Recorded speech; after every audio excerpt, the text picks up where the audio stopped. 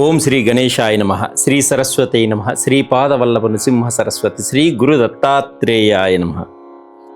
2025లో మిథున రాశి వారికి ఏ విధంగా ఉంటుంది, ఎటువంటి పరిహారాలు చేసుకుంటే జీవితం ఆనందమయంగా ఉంటుందో ఇప్పుడు తెలుసుకుందాం.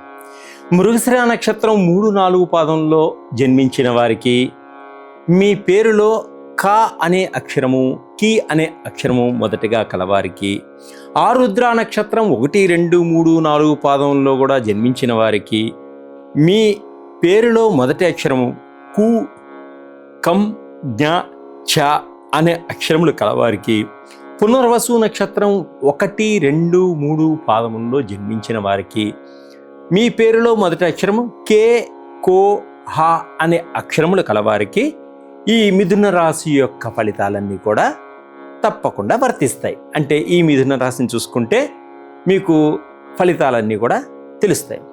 అయితే మార్చి 30వ తేదీ వరకు కుంభరాశిలో ఉండి శని అట్నుంచి మీనరాశిలోనికి సంచరిస్తున్నాడు. అంటే 10వ స్థానంలో శని సంచరిస్తున్నారు వీరికి, ఈ మిథున రాశి వారికి.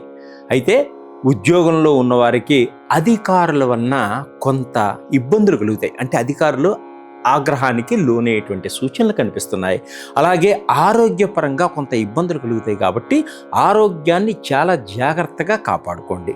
అలాగే రాహు 9వ స్థానంలో అంటే భాగ్యస్థానంలో సంచరిస్తున్నాడు కాబట్టి వీరికి అదృష్టం దగ్గర దాకా వచ్చి చేజారిపోయేటువంటి సూచనలు, అదృష్టం వచ్చినట్టే వచ్చి చేజారిపోయేటువంటి సూచనలు ఉన్నాయి కాబట్టి మహా జాగ్రత్తగా ఉండాలి వీరు.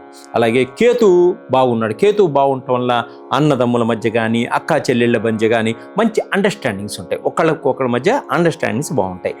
గురువు మిథున రాశిలో నుంచి మిథునంలోకి ప్రవేశిస్తున్నాడు. గురువు మిథునంలో ప్రవేశిస్తున్నాడు కాబట్టి అంటే జన్మంలో గురువు అన్నమాట.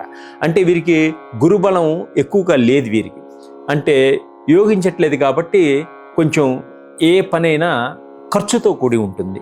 అంటే విదేశాలకు వెళ్ళాలి అనుకునే వారికి కొన్ని ఇబ్బందులు కలుగుతాయి. ఆర్థిక పరంగా ఇబ్బందులు కలగడం, విద్యార్థులకు చదువులో కొంత మతిమరుపు రావడం, సరిగా చదవలేకపోవడం ఇలాంటివి కూడా జరుగుతూ ఉంటాయి.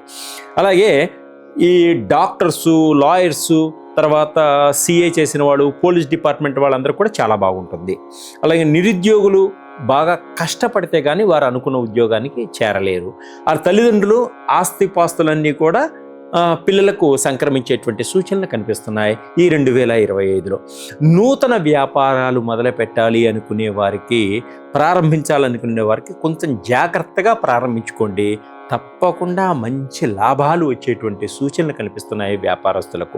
మీ వ్యాపారంలో ఉండేటువంటి రహస్యాలన్నీ కూడా ఎంత మిత్రులైనా బంధువులైనా వాళ్ళకి చెప్పకండి. కొంత ఇబ్బందులు పాలయ్యేటువంటి సూచనలు ఉన్నాయి కాబట్టి మీ రహస్యాలని రహస్యంగానే ఉంచుకోండి.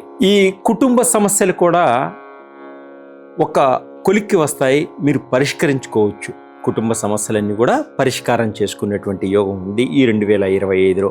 మొండి బాకీలు అంటే మీకు ఎప్పటి నుంచో రావలసినటువంటి బాకీలు, మీరు ఎవరికో నమ్మి ఇచ్చినటువంటి డబ్బులన్నీ కూడా వసూలయ్యేటువంటి, అంటే కొంత భాగం వసూలయ్యేటువంటి సూచనలు కనిపిస్తున్నాయి మొత్తం కాకుండా. కుటుంబ పరంగా అందరూ కలిసి శుభకార్యాల్లో పాలు పంచుకుంటారు, బంధుమిత్రులతో కలుస్తారు. అలాగనే కుటుంబం అంతా కలిసి పుణ్యక్షేత్రాలను దర్శించడం, భగవంతుని యొక్క అనుగ్రహ కటాక్షాలను పొందేటువంటి యోగం కూడా ఉంది. అయితే పిల్లల కోసం కొంత ఖర్చు చేయవలసినటువంటి సూచనలు కూడా కనిపిస్తున్నాయి.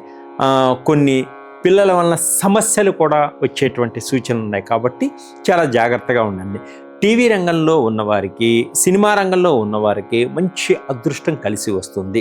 అయితే అదృష్టం కలిసి వచ్చింది కదా అని నిరుత్సాహంగా ఉండక్కర్లేదు. చేజారిపోయేటువంటి సూచనలు కూడా ఉన్నాయి కాబట్టి అదృష్టం కలిసి వచ్చిన అదృష్టాన్ని సద్వినియోగపరచుకోండి.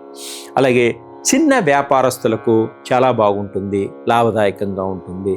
రకరకాలైనటువంటి వ్యాపారాలు చేయాలనేటువంటి ఆలోచనలు కూడా ఈ చిన్న వ్యాపారాలకు వస్తాయి. అయితే గురువుని ఎక్కువగా పూజించటం వలన ఆర్థిక పరిస్థితి వీరికి మెరుగుపడుతుంది. అంటే గురుబలం లేదు కాబట్టి గురువుని ఎక్కువగా పూజించటం వలన ఆర్థిక పరిస్థితి బాగా మెరుగుపడుతుంది. ఖర్చు కూడా అధికంగా ఉంటుంది కాబట్టి ఖర్చును తగ్గించుకోగలుగుతారు. అలాగే సంతానం లేని వారికి సంతాన యోగం కూడా కలిగేటువంటి సూచనలు కనిపిస్తున్నాయి. అలాగే ఎప్పటి నుంచో సంతానం కోసం ప్రయత్నం చేస్తూ వైద్యులను సంప్రదించిన వారికి కూడా సంతాన యోగం కలిగేటువంటి సూచనలు ఉన్నాయి. అలాగే రెండో సంతానం కోసం మీరు ఎప్పటి నుంచో ప్రయత్నం చేస్తున్న వారికి కూడా తప్పకుండా రెండో సంతానం కలిగేటువంటి సూచనలు కనిపిస్తున్నాయి. అలాగే మీరు ఇంకా ఎక్కువ ఫలితాలు రావడం కోసం, అంటే విదేశాలకు వెళ్ళి చదువుకోవాలి, విదేశాల్లో ఉద్యోగం చేయాలి, విదేశాల్లో గ్రీన్ కార్డు కోసం ప్రయత్నం చేస్తున్న వారికి, విదేశాల్లో వ్యాపారం ఇంకా బాగా రాణించాలి అనుకునే వారికి ఏం చేయాలంటే నవగ్రహ స్తోత్రాన్ని ప్రతినిత్యం చదువుకోవాలి. అలాగే శివుడిని పంచామృతాలతోటి తప్పకుండా అభిషేకించాల. ఓం నమ శివాయ అనే మంత్రాన్ని 108 సార్లు మనస్ఫూర్తిగా ఎవరైతే చదువుతాడో శివ అనుగ్రహం అంటే గురు కటాక్షం కలుగుతుంది. అలాగే దక్షిణామూర్తి స్తోత్రాన్ని కూడా ప్రతినిత్యం పాటించండి. ఆవుకి శనగలు తినిపించండి.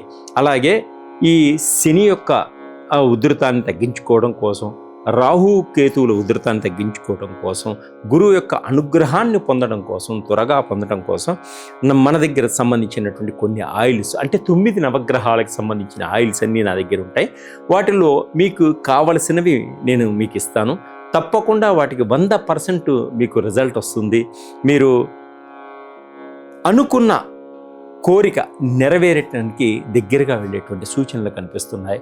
మీరు అద్భుతంగా ఎదగగలుగుతారు. ఇంకోటి ఏంటంటే ప్రయాణాలలో కొంత జాగ్రత్త వహించండి. ఎందుకంటే ప్రమాదాలు పొంచి ఉన్నాయి కాబట్టి కొంచెం ప్రమాదాల వేగాన్ని తగ్గించుకోండి. జాగ్రత్తగా ముందుకు సాగండి. మీ తల్లిదండ్రుల్ని తప్పకుండా ప్రేమించండి. తల్లిదండ్రుల మాటకి ఎదురు చెప్పకండి. తల్లిదండ్రులే దైవం కాబట్టి తల్లిదండ్రులను మీరు ఏ విధంగా పూజిస్తారో తప్పకుండా మీ కోరికలన్నీ నెరవేరుతాయి. భగవంతుడు కూడా మీకు సహకరిస్తాడు. సర్వే జనా సుఖినో భవంతు.